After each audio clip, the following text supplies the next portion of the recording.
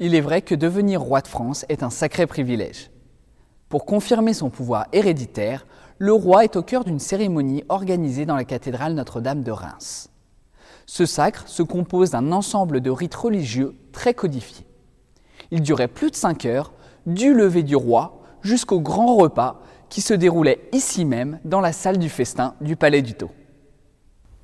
À l'aide d'images d'œuvres conservées au Palais du Thau, qui illustrent le sacre de Louis XV en 1722 et le sacre de Charles X en 1825, nous pouvons aisément expliquer le déroulement d'une cérémonie de sacre en près de 10 grandes étapes. Avant la cérémonie proprement dite, le roi et sa suite sont accueillis aux portes de la ville de Reims par les notables locaux.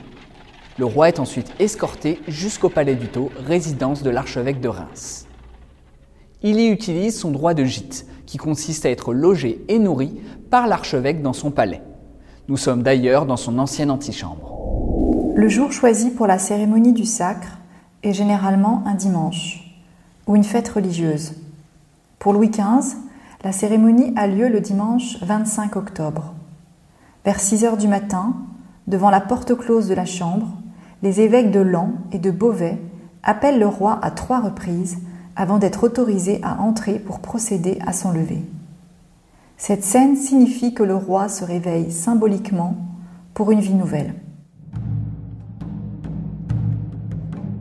Il est ensuite accompagné en procession du Palais du Thau jusqu'à la cathédrale. Parce que la cérémonie est principalement religieuse, le sacre se déroule dans la cathédrale Notre-Dame de Reims. Une fois à l'intérieur, le roi se place devant le maître-autel et prête plusieurs serments lus en latin. Devant les 6 pairs laïcs et les 6 pairs ecclésiastiques, il promet de protéger l'Église et défendre la sainte foi catholique, faire régner la paix et la justice, défendre le royaume et faire preuve de miséricorde. Les membres de la cour assistent à cette cérémonie depuis des tribunes ornées de tapisseries. Le nombre de spectateurs présents dans la cathédrale pouvait aller jusqu'à 1000 personnes. En reprenant les codes d'un adoubement de chevalier, le roi reçoit les insignes bénis de chevalerie, les éperons d'or et l'épée dite de Charlemagne ou joyeuse. Dans ce tableau de Pierre Sublérat, l'épée est tenue par le sénéchal, un officier du roi. Le roi devient alors le chevalier du Christ et le protecteur de l'Église et de ses sujets, mais aussi le protecteur du royaume de France. Il s'agit du moment le plus sacré. Le jeune Louis XV est vêtu d'une tunique rouge, agenouillé sur un coussin bleu azur. Il est en train de recevoir les onctions données par l'archevêque de Reims. L'huile servant à ces dernières était un mélange de Saint-Crème et de l'huile consacrée de la Sainte Ampoule utilisée lors du baptême de Clovis. Cette fiole miraculeuse est tenue fièrement par l'abbé de Saint-Remy qui la conservait. À l'aide d'une aiguille, l'archevêque de Reims oint le roi en 9 endroits sur la partie supérieure de son corps.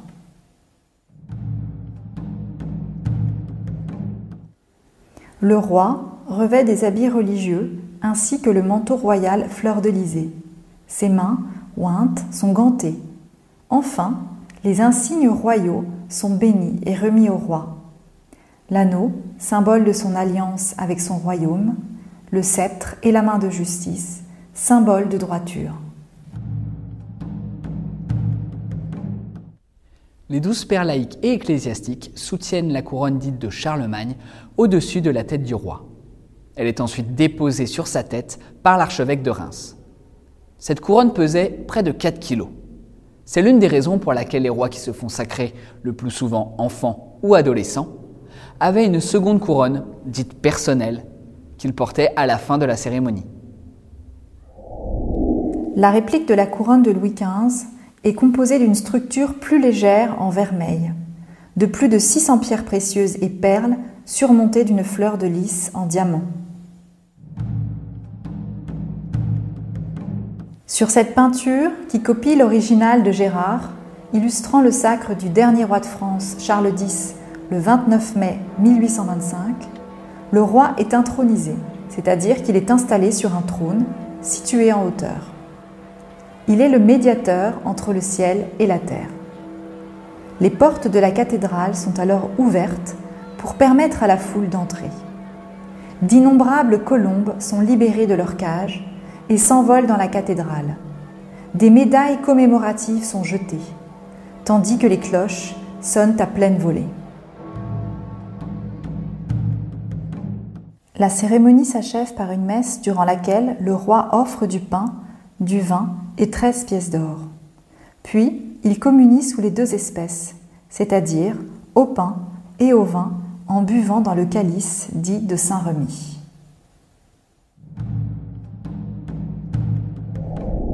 La cérémonie dans la cathédrale est désormais terminée.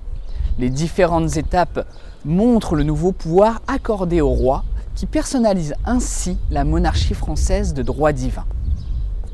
De retour au palais du Thau, le roi et sa suite festoient.